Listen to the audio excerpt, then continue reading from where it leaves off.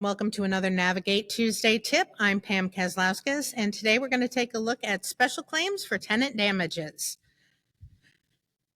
The first thing you want to know is who can file a claim. Well, the properties and programs that can file a claim, Section 8, 2028, the 202 PAC or PAC properties, and the PRAC properties all have an ability to file special claims. Important caveat there is that the unit must have been receiving subsidy at the time of the move out in order to claim special claims. So if it's an unsubsidized unit at the time of move out, you are not going to be making a special claim. What you can claim is dictated by HUD. You can claim an amount that is the actual damages and unpaid rent minus any amount that's kept from security deposit and accumulated interest. If you have a tenant that caused damage, the first thing you're going to be doing is billing that against the security deposit. But anything that you don't get from that security deposit can be filed as a special claim. Important note is you cannot claim for normal wear and tear. You're only going to claim for damages that were excessive. And the move out has to be in tracks in order to make that claim. If the move out is not in tracks, you're going to need to do a manual move out before you can make the claim. If there was a termination of subsidy or anything like that, that's when you may not have the move out officially in tracks. So if you need to do a manual move out, you can send that to vouchers@navigatehousing.com. They will approve the voucher or the move out for you and then send that approval back, at which point you can make the special claim. There is a specific HUD form for that.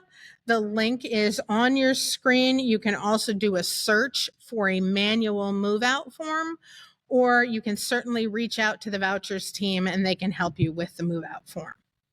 Once that's approved and sent back to you, you want to send that move in tracks, and then you can process your special claim. When we're looking at claims for tenant damages, there are things that are eligible and things that are not eligible.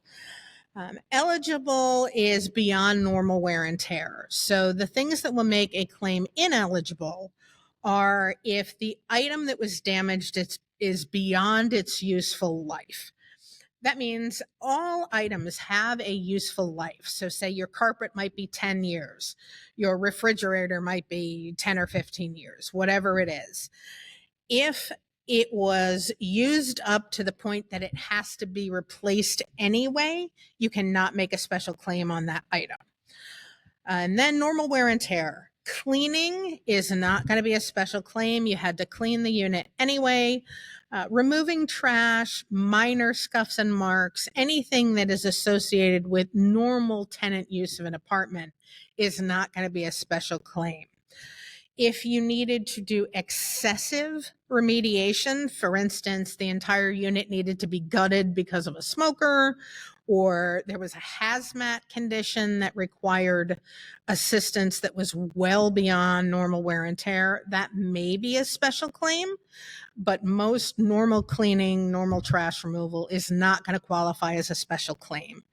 If you have questions on whether something qualifies, you can always reach out and we'll let you know whether it's eligible or not. Other things that you cannot claim include legal or collection fees, unpaid utility bills, the cost of documenting damage to the unit, and in certain properties, you cannot claim late fees, return checks, unreturned keys.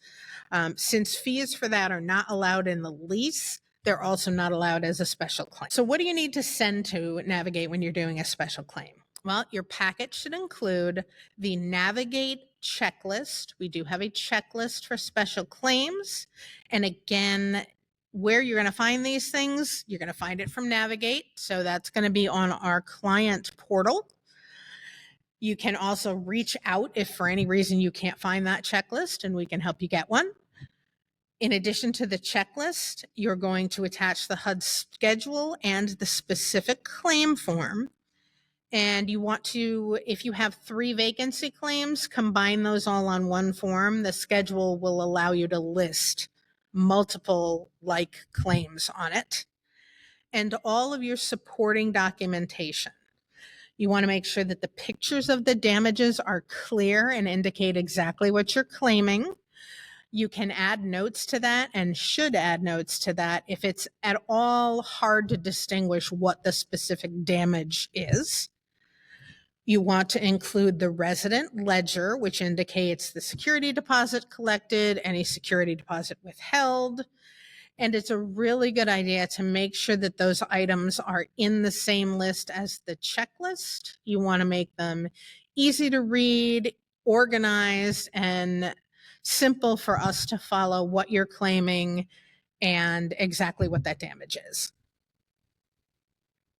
So some things to remember while you're doing these special claims. The date the unit was available is one of the things that you are asked to indicate. The day the unit is available in HUD terms is the day after maintenance finishes make ready. So if maintenance finishes make ready on the 3rd, the day the unit is available is the 4th. Claims have to be received no more than 180 days from the date the unit is available.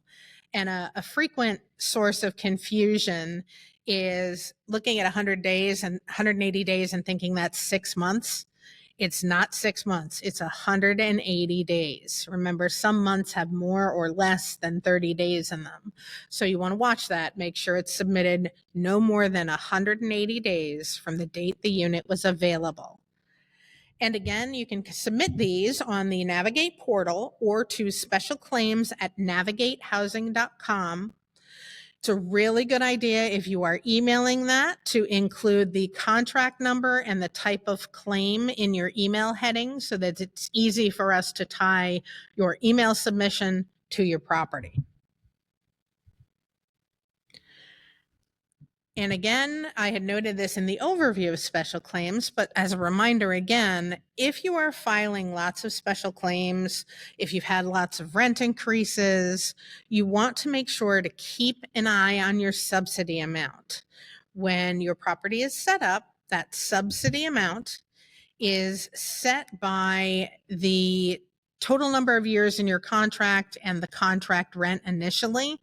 So if you're having a lot of rent increases or special claims, you may burn through that subsidy a little more quickly and may need to request additional funding from HUD. HUD guidance on special claims. It used to be detailed in the old 4350.3. It now has its own handbook. So you're looking for the special claims processing guide. The link for the HUD Clips site where you can find this special claims processing guide is on your screen.